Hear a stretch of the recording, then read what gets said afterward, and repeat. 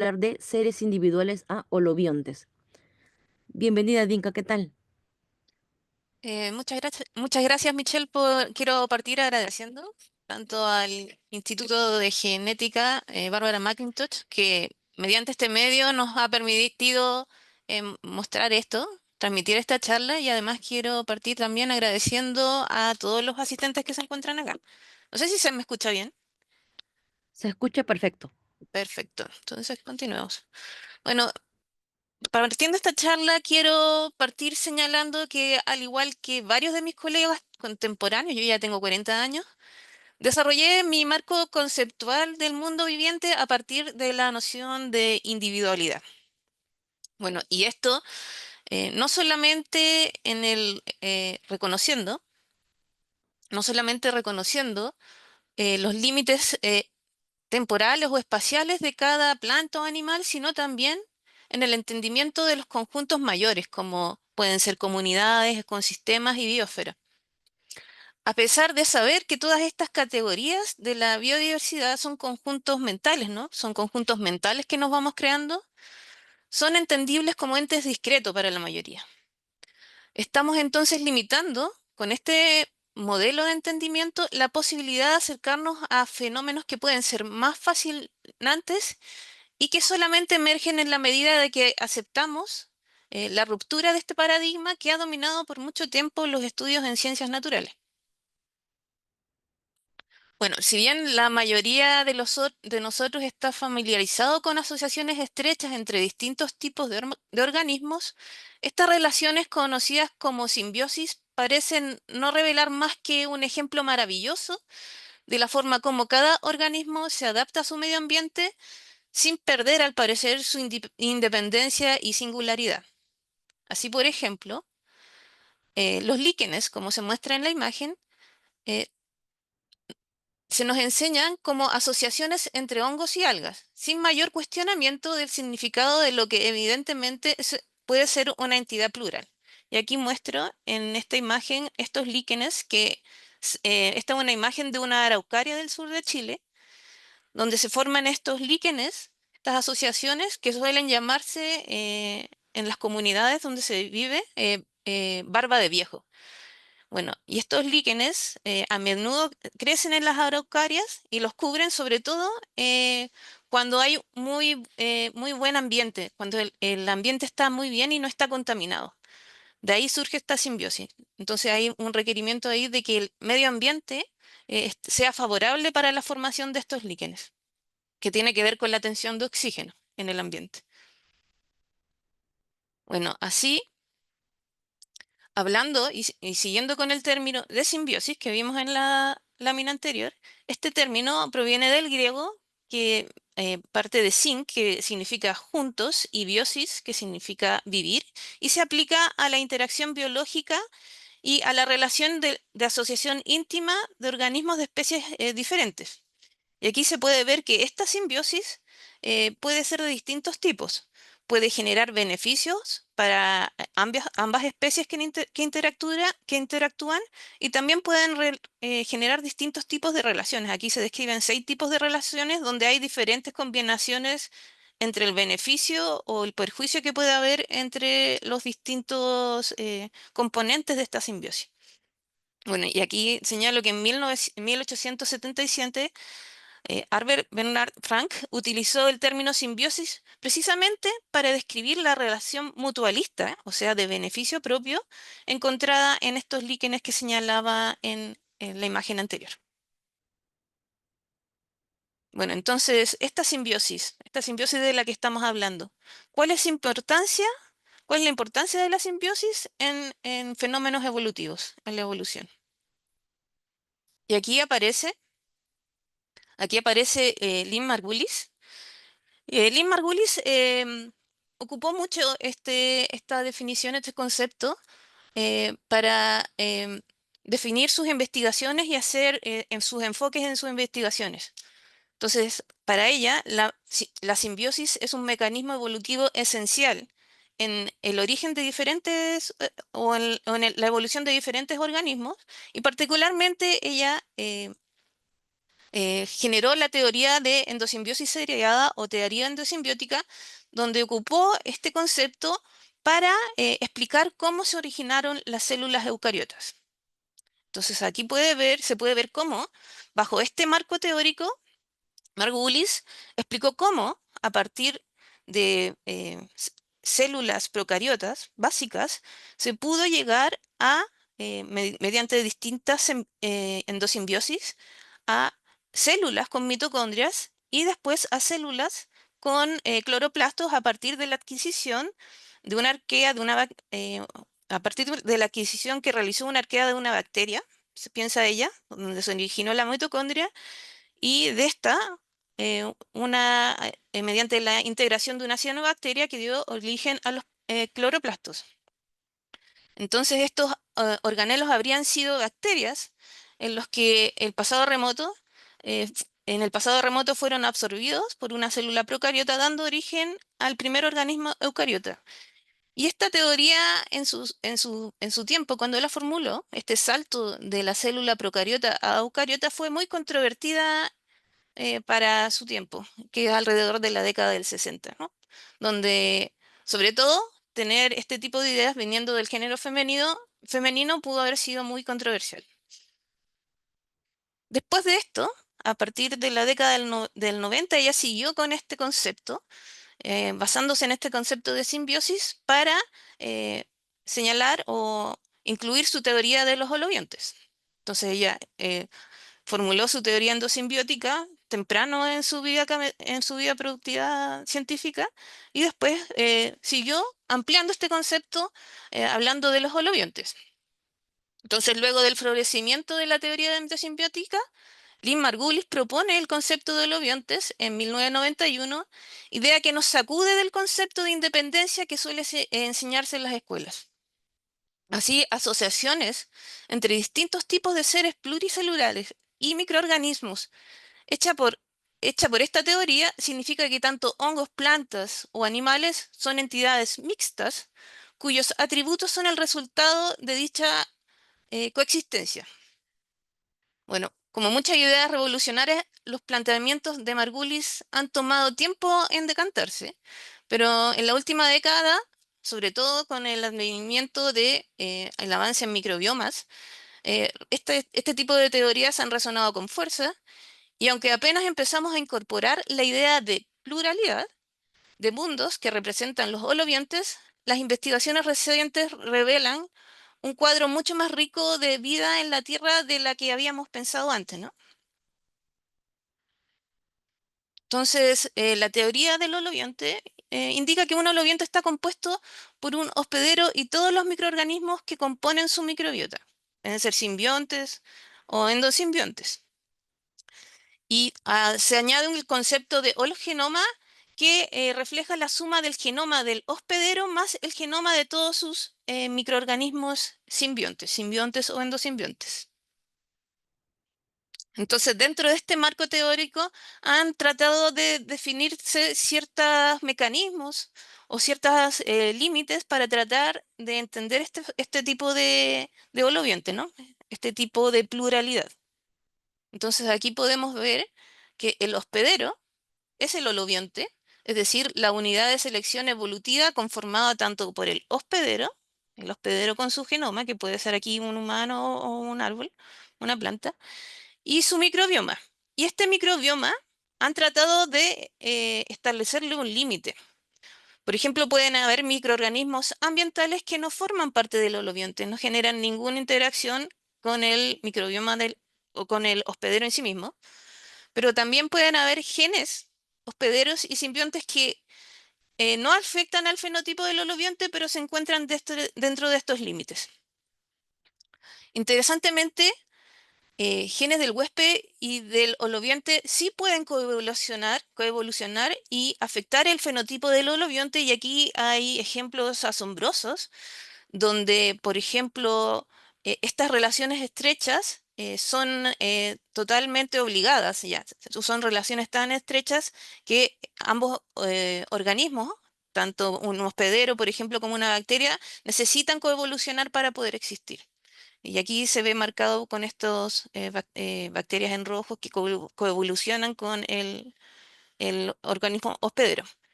Bueno, ahí también pueden haber genes del huésped y del simbionte que solo en su conjunto afectan el fenotipo del holobionte, ¿ya? Interaccionan, pero no necesariamente coevolucionan, ¿ya?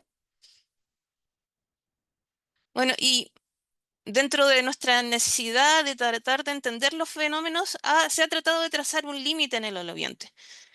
Y existe un debate porque eh, es muy difícil trazar estos límites, sobre todo cuando el ambiente sí puede afectar el, el- los el material genético de los microorganismos que están interaccionando con el ambiente. Entonces, de todas formas, dentro del holobionte, el ambiente resuena con mucha importancia. Bueno, el concepto evolutivo del hologenoma postula que el holobionte con su hologenoma actúa como una única entidad biológica y por lo tanto como un solo nivel de selección de evolución, esto apoyado en las observaciones de que todos los organismos multicelulares poseen microbiota diversa y abundante, que el genoma del microbioma puede ser transmitido entre generaciones con cierta fidelidad y que la interacción microbiota-hospedero afecta las aptitudes del holobionte, que puede ser en su morfología, desarrollo, comportamiento, fisiología, resistencia a enfermedades. Acá, la noción de pluralidad en la unidad implícita en esta teoría revela que el material genético de una especie es en realidad la suma de su genoma y los de la multitud de microorganismos asociados a él.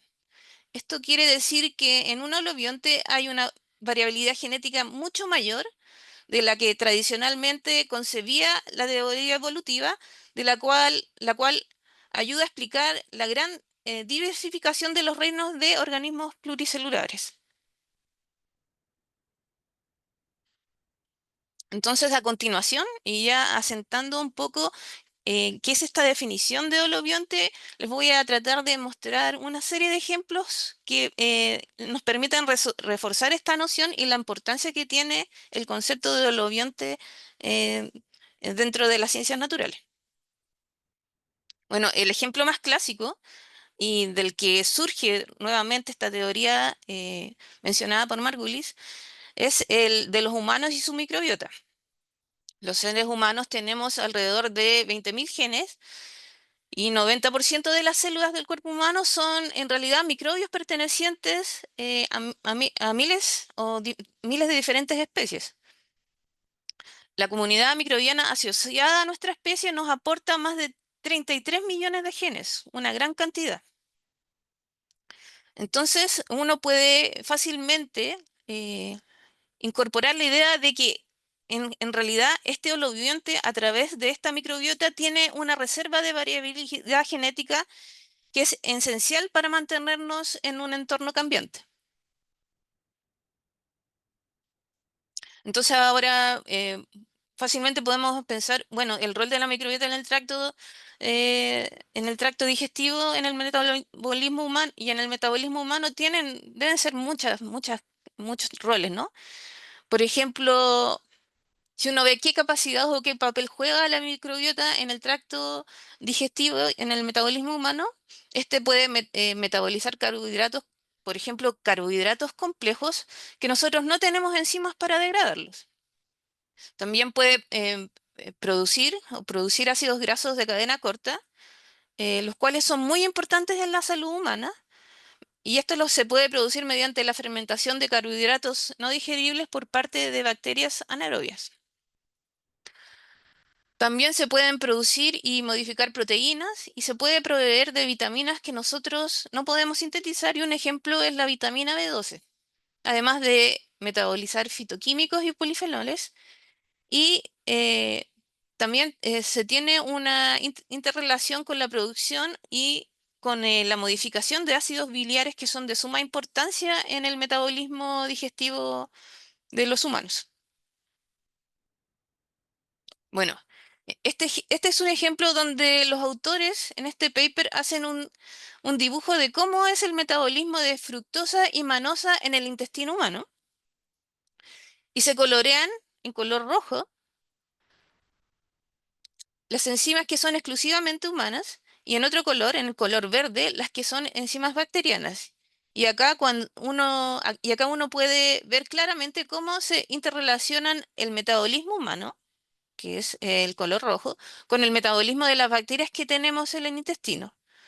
Y cómo se complementan el metabolismo de nosotros con las bacterias del tracto gastrointestinal. Entonces, imagínense la importancia que tiene esa interacción, no solo funcional, sino también en el plano evolutivo y en relación a coevoluciones que pueden haber entre esta microbiota y el hospedero.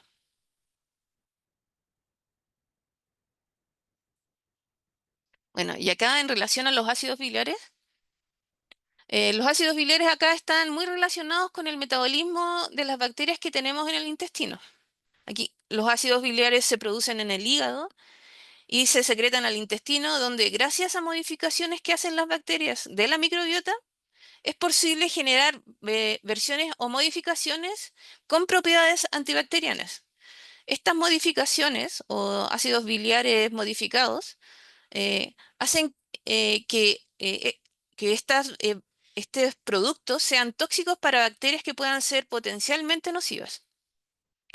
Y como se puede ver acá, también pueden tener un rol en el sistema inmune a través de esta modificación que producen estas bacterias de los ácidos biliares. Entonces, estos son los ácidos biliares primarios que son modificados por parte de la microbiota intestinal y son transformados en ácidos biliares secundarios que generan una serie de actividades, de acciones, como acciones antimicrobianas que son, por ejemplo, muy importantes para personas que han perdido la microbiota.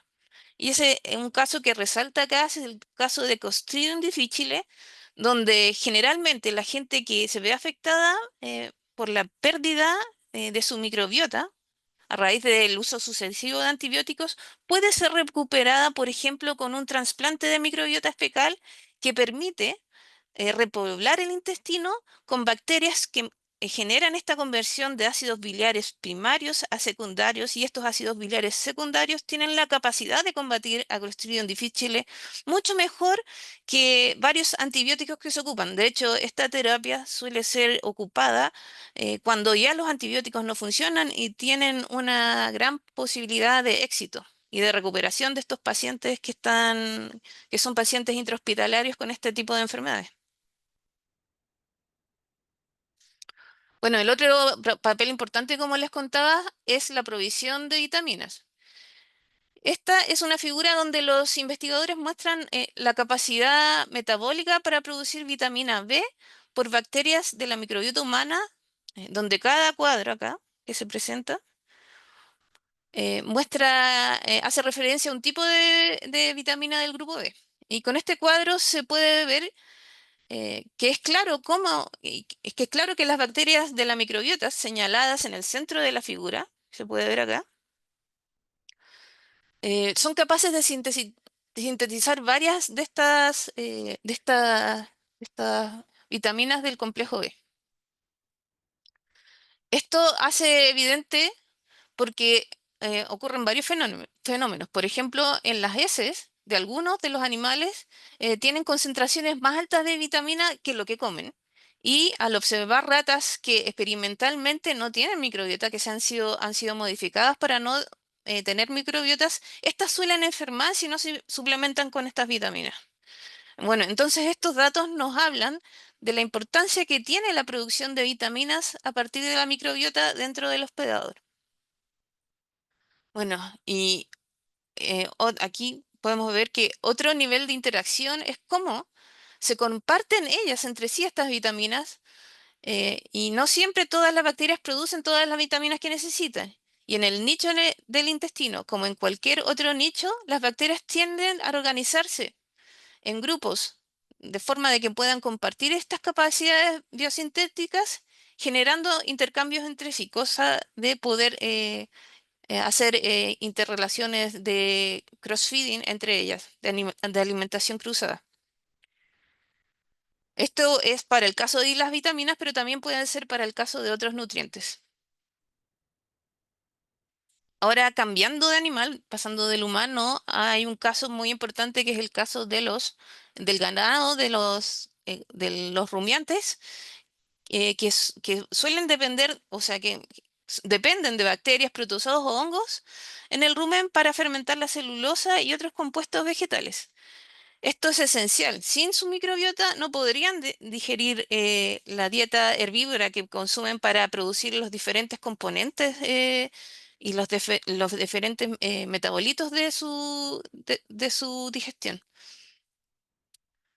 Bueno, el ganado y otros animales tienen sistemas digestivos que generan más de 100 millones de toneladas de metano a partir de esta fermentación para digerir la fibra vegetal y aproximadamente producen el 6% de las emisiones de efecto invernadero de las que los humanos son responsables. Entonces, igual este es un punto súper importante a considerar cuando se tiene en cuenta sistemas productivos de humanos y cómo podría uno modificarlo para disminuir la concentración de metano. O sea, se ha visto que suplementar las vacas con diferentes compuestos permite modificar esta emisión de metano, favoreciendo al cambio climático.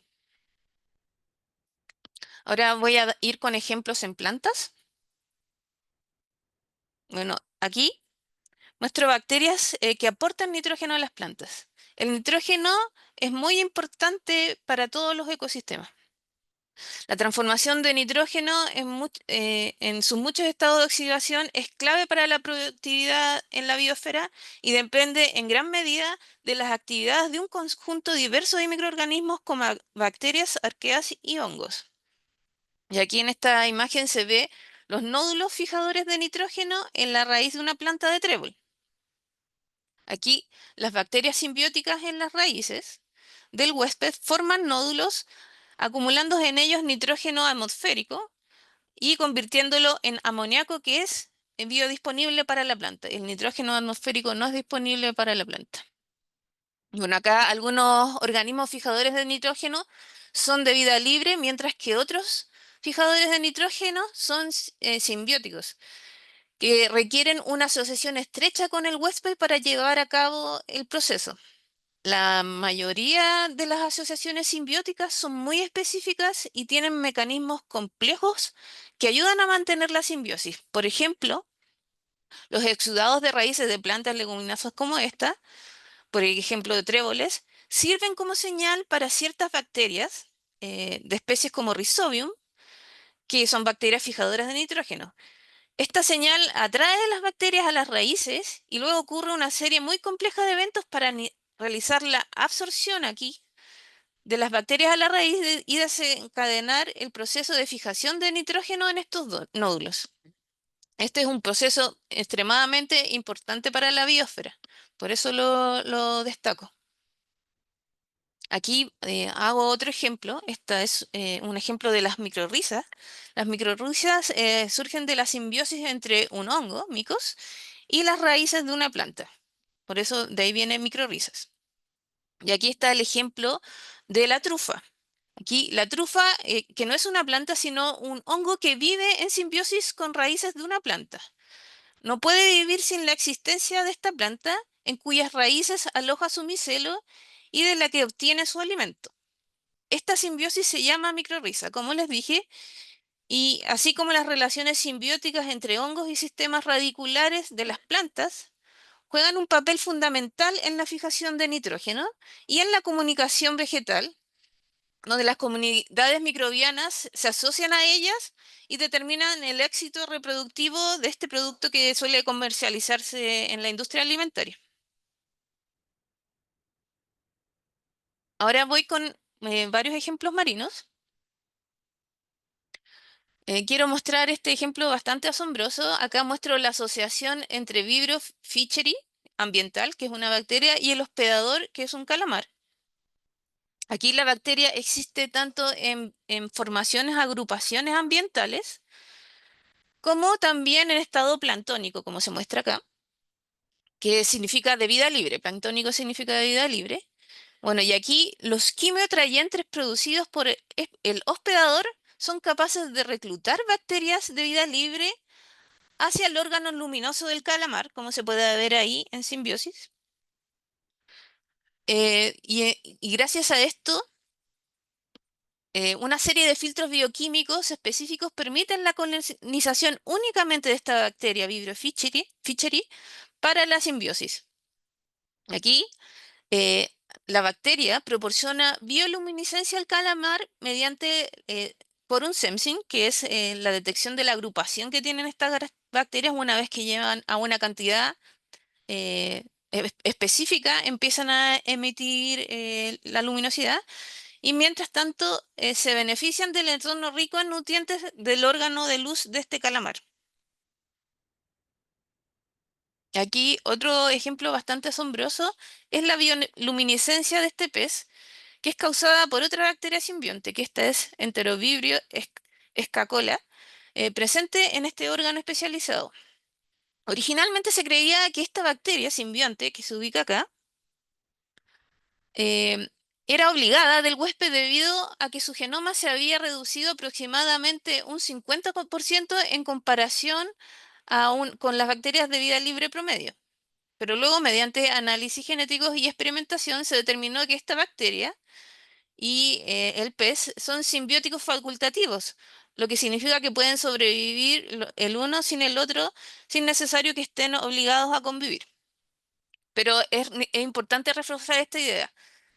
Suele ocurrir que cuando esta simbiosis es obligada, eh, bacterias que se asocian en esta simbiosis suelen perder gran parte de su material genético y depender de esta asociación para su sobrevivencia.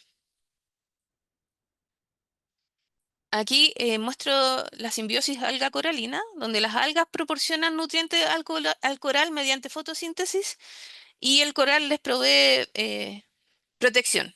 Aquí los corales marinos son animales coloniales que pueden alcanzar tamaños enormes.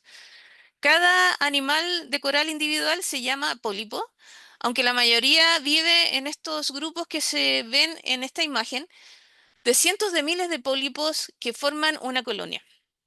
Bueno, los corales marinos tienen una estrecha relación simbiótica con algas microscópicas que les proveen de energía para su supervivencia. Esta asociación se puede ver afectada por cambios ambientales como cambios de temperatura, nutrientes, salinidad, entre otros, y es resultado de lo que se ve en el centro de la imagen, que es el blanqueamiento, que es un fenómeno que suele ocurrir en los corales y que demuestra que la muerte del coral. Ahora vamos a seguir con ejemplos en artrópodos. Aquí hay una bacteria que es muy conocida que se llama Wolbachia.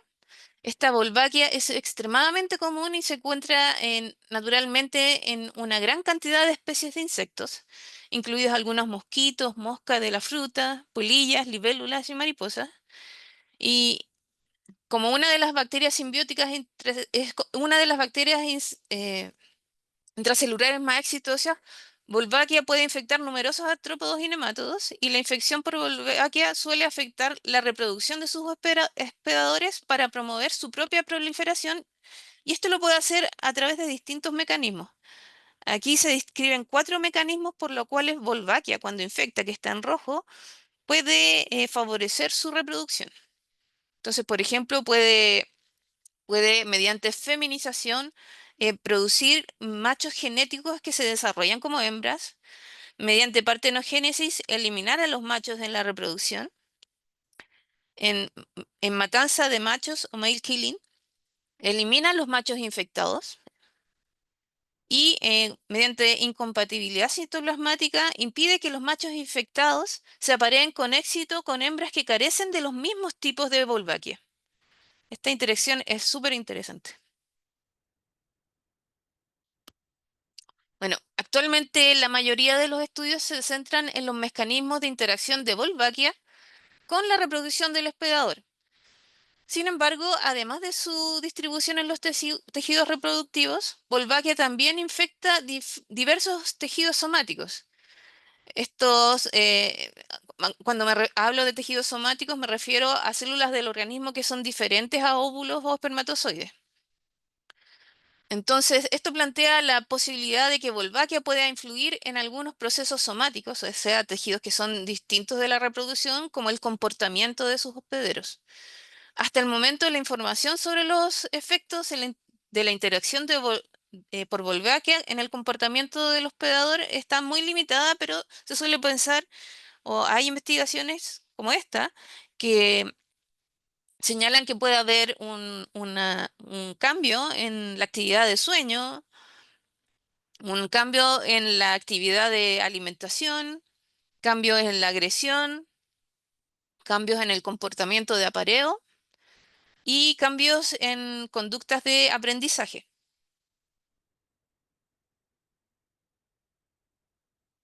Acá en este otro ejemplo se muestra la coevolución de un gusano, o sea, de un nemátodo, que infecta a una oruga que es su hospedador. Este es el gusano y esta es la oruga. Y este gusano suele traer una bacteria particular, simbionte, que es Cenorhabdus. Cuando infecta este nemátodo o gusano, libera unas bacterias que son patógenas para la oruga, que se pueden ver acá. Se liberan acá. Y estas bacterias que están asociadas con este gusano matan a la oruga, son capaces de matar a este insecto, a esta oruga, y gracias a esto la oruga se muere y el gusano se puede reproducir y crecer en el cadáver de la oruga, terminando de comerse la oruga para repetir su ciclo, como se puede ver acá. Aquí libera la bacteria, se produce la muerte del insecto, es capaz de crecer y reproducirse el gusano y salir a infectar de nuevo. Aquí en la imagen de la derecha muestro algo que es bastante fascinante, que es la Cofilogenia nematodobacteria, que revela cocladogénesis en esta interacción. Estas bacterias están asociadas con este gusano nematodo y se ha visto que hay cofilogenia entre el nematodo y la bacteria, o sea que la misma historia evolutiva que tiene el nematodo la tiene la bacteria simbionte asociada a él. Es muy estrecha esta asociación. Bueno, se han hecho estudios donde se han aislado diferentes nemátodos con diferentes bacterias, se han agrupado diferentes nemátodos con diferentes bacterias y se han hecho combinaciones y se ha visto que esta relación con su simbionte es eh, de gran especificidad, dado que cuando ocurre la interacción entre simbiontes equivocados, hay una menor adaptación en este tipo de interacciones. Entonces acá el mantenimiento del mutualismo, que es la simbiosis con beneficios para ambos, a largo plazo genera especificidad entre hospedero y simbionte mediante coevolución, que es evolución recíproca, y coadaptación, que genera cambios mutuos coordinados. Acá muestro otro ejemplo súper fascinante que de termitas. Las termitas se alimentan de madera y pueden acceder a este tipo particular de nutrición gracias a una asociación con bacterias, sin las cuales no podrían digerir la lignina. Bueno, esta termita australiana depende de los microbios intestinales para romper la madera y las moléculas que parte el animal así las puede metabolizar.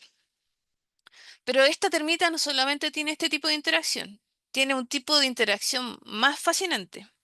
Por ejemplo, acá hay un protozoo que está en asociación con la termita, que tiene diferentes tipos de bacterias dentro de él, en- entre ellas bacterias que metabolizan la lignina y que además son parte del sistema de movilización de este protozoo. Y es muy interesante porque este protozoo ha perdido gran parte de su sistema energético, perdió sus mitocondrias y depende exclusivamente de las bacterias para su metabolismo energético, generando un individuo muy dependiente en su estado de holobionte. Bueno, aquí hay otro ejemplo de la asociación de pulgón y bacterias del género Buchnera. Bueno, todos los pulgones portan bacteria del género Buchnera. una variedad desconocida en cualquier otro lugar que no sea el pulgón, en una relación que se estima se remonta a 200 millones de años. Buchnera, que vive dentro de las células especializadas de estos pulgones, que se llaman estos sistemas especializados bacteriocitos. Entonces, las bacterias están tan arraigadas a su hospedero que se han despojado de la mayoría de los genes con los que comenzaron, dependiendo de los pulgones para llenar los vacíos bioquímicos que han generado. A cambio, Buchnera sintetiza aminoácidos que los insectos no pueden producir por sí mismos. Y esto es una otra ejemplo de una simbiosis obligada dentro del holobionte. Pero la historia no termina ahí. Muchos pulgones albergan una segunda bacteria que se llama Hamiltonella defensa. Hamiltonella defensa también se ubica en los bacteriocitos. Y estas, que también dependen de Buchnera para su suministro de aminoácidos, son capaces de matar larvas de avispas que son parásitas y que de otro modo podrían consumir al pulgón. Pero esta defensa eh, a su vez, sucede solo en presencia de un virus dentro de esta bacteria, un virus que se llama ASPE, que es dentro de este holobionte sería su integrante más pequeño. Entonces aquí podemos ver la complejidad que resulta de la interacción de los distintos microorganismos dentro del hospedero en el holobionte. Y además, esta imagen refleja que no solamente son los factores bióticos que afectan la performance del simbionte, del holobionte, sino que también hay factores abióticos que son determinantes en esta interacción. Por lo tanto, el ambiente también tiene un efecto muy grande sobre el holobionte. Bueno, según estos ejemplos, resulta difícil encontrar los límites de un holobionte. Quizás el trabajo más importante que tenemos que hacer en relación a este concepto es actuar recordando el papel del microbioma en cualquier fenómeno que estemos tratando de comprender. Por ejemplo, el estudio de la evolución de la resistencia a los pesticidas en insectos generalmente involucra el genoma del insecto en sí, que es lo que se estudia, ¿no? Pero la resistencia de las plagas de insectos a un insecticida es conferida o puede ser conferida por bacterias del género Bucordelia que viven en los insectos. Un conocimiento importante si se quiere contrarrestar esta resistencia. Entonces es importante tener en cuenta que no solamente el insecto es importante para estudiar ciertos fenómenos como el manejo de plagas, sino también hay que tener en cuenta el holobionte en sí, que está formado también por los microorganismos dentro, en este caso, del intestino de este holobionte. Y al final les tengo un par de ejemplos asombrosos que todavía están en estudio. Bueno, aquí se puede ver el rol potencial de bacterias sensibles al campo magnético en la orientación animal. Bueno, por ejemplo, ciertas bacterias, de estas bacterias acá los investigadores sospechan que puedan tener relación con alianzas que forman con otras criaturas como tortugas y aves, lo que permitiría a estos colectivos navegar en la Tierra, ¿no? En en su ambiente. Y aquí se ve cómo esta investigadora está tratando de aislar estas bacterias en las lágrimas de esta tortuga. Se piensa que estas bacterias pueden tener o pueden darnos luces respecto a cómo estos animales aves migratorias o tortugas, también que suelen migrar de grandes distancias, cómo ellas pueden localizarse dentro de la Tierra, dentro del planeta. Entonces, así, lo que ha comenzado como una lista finita de casos inusuales ha ido creciendo gradualmente hasta el punto en que está claro que casi todos los organismos multicelulares, incluso algunos celulares, tienen simbiontes. Bueno, y estos organismos multicelulares o unicelulares que tienen simbiontes pueden generar relaciones simbióticas tan obligadas que lleva a un cambio de estos organismos más pequeños, como el caso de Buchnera, que les decía anteriormente, que cuando generan estas interacciones obligadas suelen perder gran parte de su material genético. Entonces se genera una reducción extrema del genoma de estas bacterias simbióticas a medida que van generando unos lazos más fuertes con su hospedero dentro del holobionte. Entonces, esto es un reflejo, en cierta medida, de la coevolución y de la cooperación que pueden estar teniendo estos organismos dentro del holobionte. Nos está dando luces también de que esta interacción ha ido pasando por muchos años, por muchos años de la historia evolutiva de estos organismos. Entonces, volviendo al ejemplo del ser humano, el cuerpo, en el cuerpo de una persona hay casi 10 veces más células de origen bacteriano que células humanas. Entonces nosotros podemos reflexionar y si nos pensamos menos como individuos aislados y más como holobiontes que llevamos dentro de esta inmensa comunidad de microorganismos, es probable que también cambie la forma de observarnos y valorarnos en nuestro entorno. Mientras, y se sabe, mientras más diversa sea la microbiota de un humano, con mayor tipo de variedad de microorganismos, mejor será para la salud y bienestar de la persona. Entonces, esto refleja una clara importancia respecto a la diversidad tanto ambiental como dentro de cada holobionte.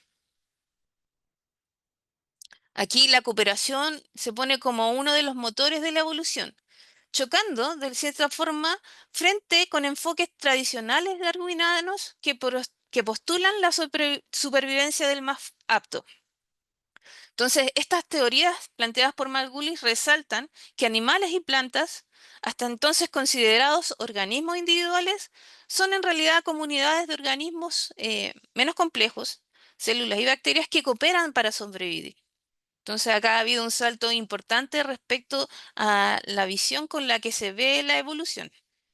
Entonces, ella misma señala, se ha hablado mucho más de la competencia en, en la que el fuerte es el que vence que en la cooperación. Entonces ella en su mirada respecto a la historia evolutiva de los organismos pone mucho más énfasis en la cooperación que en la selección natural eh, vista por Darwin. Aquí sale Lynn Margulis en una exhibición de Darwin, eh, donde, bueno, ella hace hincapié en esta diferencia que puede dar el género femenino respecto a cómo se ve la evolución.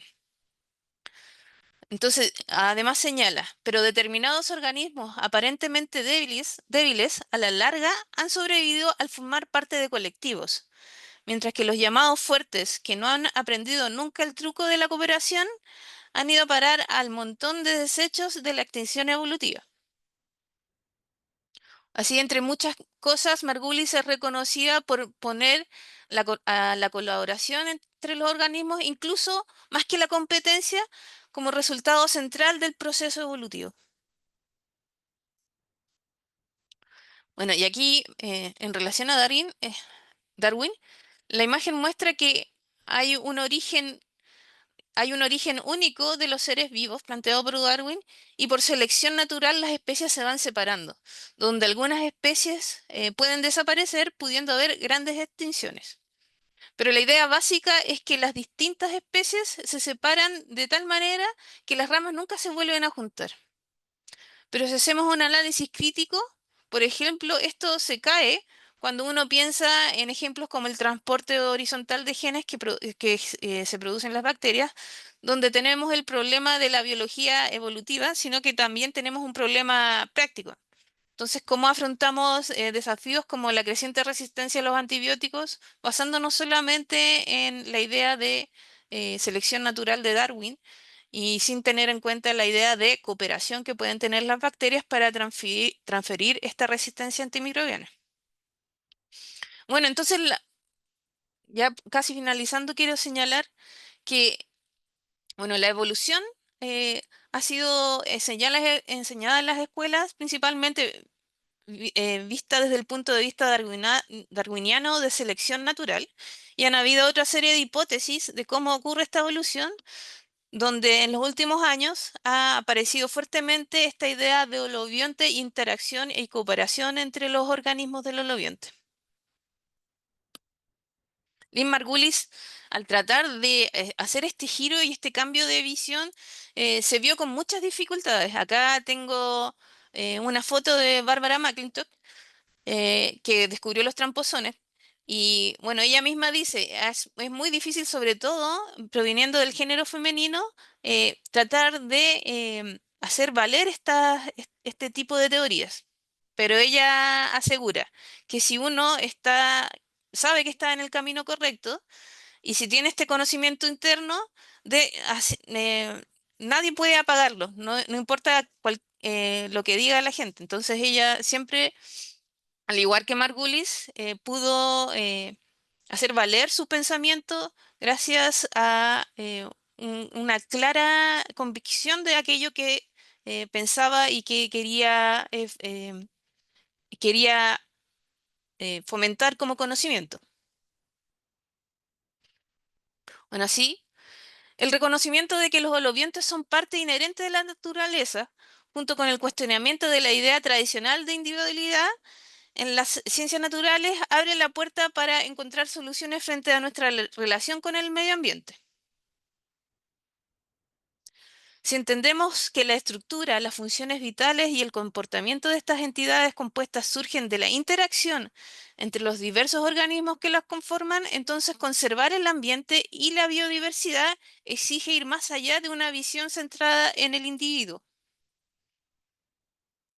Además, al reconocer que todos somos holobiontes, podemos ver que nuestra identidad es en realidad una manifestación colectiva de innumerables formas de vida. Entonces, esta disolución del yo implica asumir plenamente nuestra interdependencia con toda la red de la existencia. Tal vez sea este el camino para cultivar la empatía necesaria que nos permita mejorar en nuestra relación en la naturaleza y en el ambiente circundante. Entonces, con esto